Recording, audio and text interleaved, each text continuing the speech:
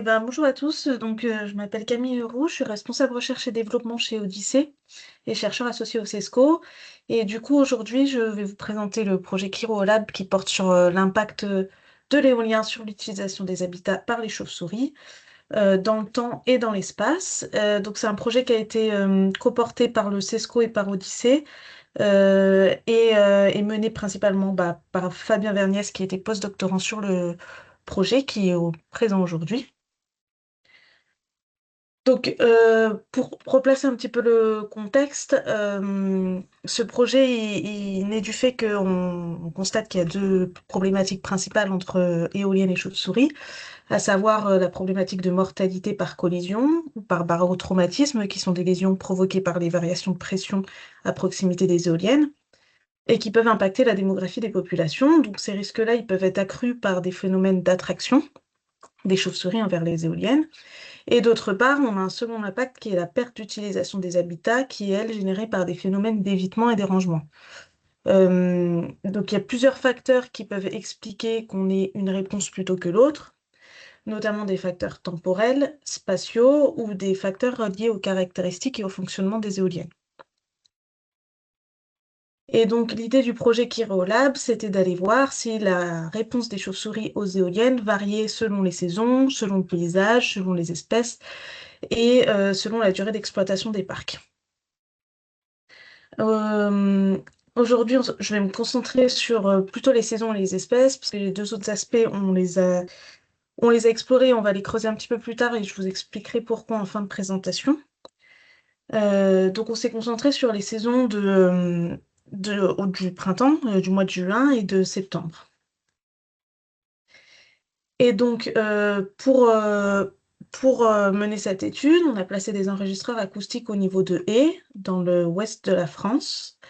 On a placé 116 enregistreurs autour de 18 parcs éoliens et on a échantillonné à la fois donc, ces sites, comme je disais, au printemps et à l'automne, donc les mêmes sites. Pour vous donner une idée d'un petit peu de l'étendue des parcs échantillonnés, on était sur une moyenne d'éoliennes, sur des éoliennes en moyenne de 85 mètres de diamètre de rotor, 50 mètres de garde au sol et 92 mètres d'auteur de moyeu. Donc aujourd'hui, les éoliennes qui sont implantées sont un petit peu plus grandes que ça. L'échantillonnage remonte à 2020. On est souvent sur des diamètres de rotor plus proches de 100 mètres et des gardes au sol un petit peu plus faibles. Et donc les enregistreurs, on les a placés de façon à avoir un gradient de distance à l'éolienne la plus proche de cet enregistreur, tout en étant sur les haies, et avoir un gradient d'exposition au vent. Pourquoi un gradient d'exposition au vent? Parce qu'on sait que les éoliennes génèrent des effets de sillage. Donc, comme on peut les voir quand vous voyez par exemple un bateau sur l'eau, on voit une traînée derrière ces bateaux. Et ben, pour les éoliennes, c'est un petit peu le même système, mais avec le vent. Et donc, on le voit très bien sur cette image. Et on a publié un article en 2024 qui montrait justement que la pipistrelle, une chauve-souris assez abondante et généraliste, était affectée par ces effets de sillage et avait tendance à être plus active en amont des éoliennes plutôt qu'en aval, donc dans cette zone de perturbation. Et donc cette zone de perturbation, elle se caractérise pardon, principalement par une décroissance de la vitesse du vent, parce que le vent est absorbé par l'éolienne, et une génération de turbulences, comme vous pouvez le voir sur cette image. Et donc, on a deux zones principales derrière l'éolienne, la zone d'effet de sillage proche, qui peut s'étendre de 2 fois à 4 fois le diamètre du rotor, et la zone de sillage lointaine, qui peut aller beaucoup plus loin, se propager sur des kilomètres, mais où les perturbations sont déjà beaucoup plus atténuées. Donc ce graphique, il montre un petit peu l'étendue de l'échantillonnage avec notre gradient croisé d'angle d'incidence du vent et de distance à l'éolienne, et ce pour différentes vitesses de vent. Donc ensuite, pour venir un petit peu tester l'effet des éoliennes et du sillage sur l'activité de nos chauves-souris, on a pris en compte trois grandes classes de variables, à savoir le fonctionnement et les caractéristiques de l'éolienne, des conditions météorologiques et des variables paysagères qui sont connues pour influencer l'activité des chauves-souris. Et donc, on a construit des modèles statistiques, des GLMM, où on a mis en interaction les variables liées à l'éolienne, donc l'angle d'incidence du vent, la distance à l'éolienne et la vitesse de rotation en bout de pale. On a aussi pris en compte les dimensions des éoliennes, la distance à l'eau et la densité de haies qui variaient dans notre zone d'échantillonnage, ainsi que les variables météorologiques. Et donc, on a fait un modèle par saison et un par taxon. Donc ici, je vais vous présenter les résultats pour la pipistrelle commune et pour le groupe des noctules. Pourquoi? Parce que c'est des espèces intéressantes dans le sens où elles représentent deux types d'écologie différents, puis deux types de sensibilité à l'éolien différents aussi. Donc on a la pipistrelle commune qui fait partie des écolocateurs à moyenne portée, qui est plutôt une espèce qui a tendance à chasser au niveau des lisières, et on a le groupe des noctules qui sont des écolocateurs à longue portée et qui ont tendance à chasser plutôt en milieu ouvert et à voler beaucoup plus haut. Et là, on peut voir sur ce petit schéma illustratif que j'ai fait que, en gros, on a donc les long range écolocateurs, des écolocateurs à longue portée qui sont beaucoup exposés au diamètre du rotor des éoliennes. C'est pour ça aussi qu'on retrouve plus de collisions. Et les pipistrelles, pareil, on voit qu'il y a un overlap entre la zone du rotor et leur distribution de hauteur de vol, pour une éolienne avec une garde au sol de 50 mètres. Et donc, ce qu'on a constaté pour la pipistrelle commune, c'est qu'au printemps, on avait un effet négatif de la taille du rotor, moins d'activité quand le rotor était plus grand, et un effet négatif également de l'angle d'incidence du vent en interaction avec la vitesse de rotation.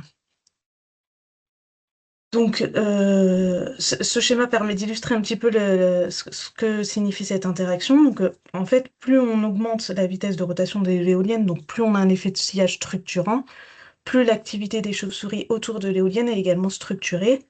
Et en l'occurrence, ce qu'on voit, c'est cohérent avec l'article qu'on avait publié sur l'effet de sillage, c'est que la pipistrelle commune est plus active devant l'éolienne. Donc le petit point noir au centre, c'est l'éolienne. Devant l'éolienne par rapport au vent qui vient du nord, euh, comparé à derrière l'éolienne. Et maintenant, si on regarde ce qui se passe plutôt au mois de septembre, on voit que ces effets de l'éolienne disparaissent a priori pour laisser place plutôt à des effets de la météo sur l'activité des chauves-souris, donc avec des effets cohérents à ce qu'on peut s'attendre au regard de la littérature, c'est-à-dire un effet positif de la température et un effet négatif des précipitations. Pour les noctules, on se retrouve avec des effets un petit peu similaires, mais pas exactement les mêmes variables. C'est-à-dire qu'on a aussi un effet de la dimension de l'éolienne, mais cette fois de la garde au sol, avec un effet positif. C'est-à-dire que plus on a une garde au sol élevée, donc finalement, plus on a de l'espace de vol sous l'éolienne, plus on a de chauves-souris, enfin d'activité des noctules en tout cas, et un effet négatif de la rotation, donc qui va un peu dans le même sens que celui de la pipistrelle, sauf que cette fois, on n'a pas cet effet forcément d'angle d'incidence, donc on ne sait pas si c'est un effet de rotation qui est vraiment dû au sillage ou plutôt à des perturbations liées au bruit de l'éolienne ou à la distribution des proies des noctules autour de ces parcs éoliens. Et à l'automne, donc on a un petit peu le même phénomène qui se passe que pour la pipistrelle, c'est-à-dire qu'on a on garde l'effet de la vitesse de rotation, mais l'effet de garde au sol disparaît. Et par contre, là, on a les effets météorologiques qui apparaissent, donc dans le même sens que pour la pipistrelle, avec un effet positif de la température et un effet négatif des précipitations. Donc, pour discuter un petit peu de ces résultats, donc on voit bien qu'on a des réponses contrastées des chauves-souris. Selon l'espèce, avec des différences dans les variables qui sont impactantes liées aux éoliennes, et selon les saisons, avec globalement des effets des éoliennes qui semblent plus structurants au printemps, et tandis qu'ils laissent place plutôt à des effets météo à l'automne.